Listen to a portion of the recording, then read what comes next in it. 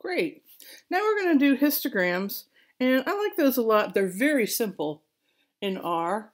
I think you'll like them. And histograms are used on pretty much, where'd you go? They're used on real data. When I say real, I mean decimal data. We can have integer data, but it has to, integer data. Typically, data that follows a normal or an exponential distribution. Don't worry about the normal part. We'll get to that soon. Okay, so what I did in this particular case is look at problem 11.10 in your book. And so I call it's the baseball salaries problem from the New York Yankees in 2011. I like baseball a lot, so I'm going to be selecting all the baseball problems. I'm embarrassed to admit. I'm going to scan in the file bbsal.text. Oops. .tech. And there were 30 salaries. And this is very simple. You just put in HIST, not HISD, I couldn't resist that, of bb.sal.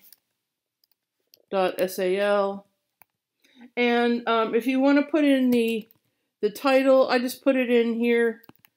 And it is New York Yankees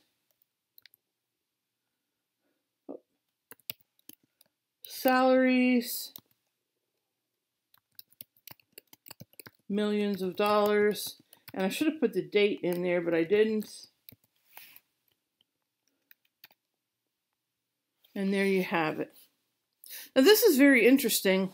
You see there's a serious concentration on the left-hand side.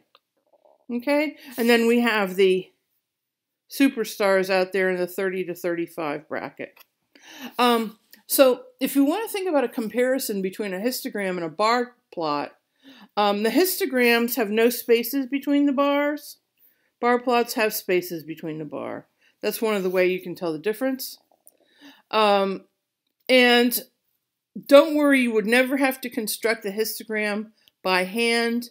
In the next movie that we put together, I'll show you how to construct a stem plot by hand. They're actually pretty simple, but you will never have to do a histogram by hand. Okay? And so when we look at this bump over here, we see that it is, we refer to this as being skewed to the right. And you're saying, but the bump is to the left. Okay? When we talk about the property of skewness, where the bump is the opposite of where we say it is skewed. So when the bump is to the left, we say that it's skewed right.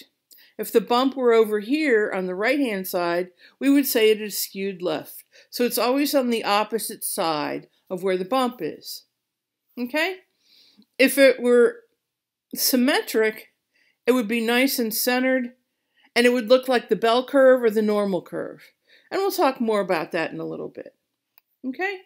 Great. So all you need to do is put in histogram, HIST, your variable name, and you want to put in your title actually in that function. The reason being it will default and say histogram of the variable name if you don't put it in right there.